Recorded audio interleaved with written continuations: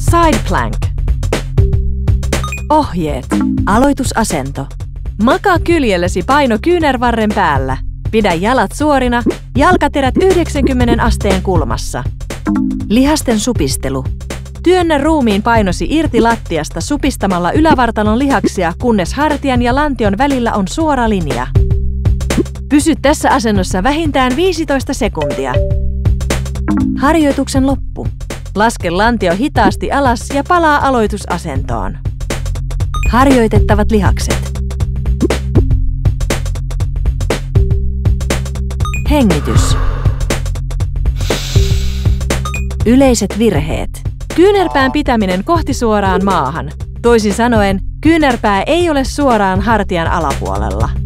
Vartalon painon kuormittaminen hartian ja käsivarren varaan. P4P Cam. Side plank. Suositellut toistot. Aloittelija. Keskitaso. Edistynyt.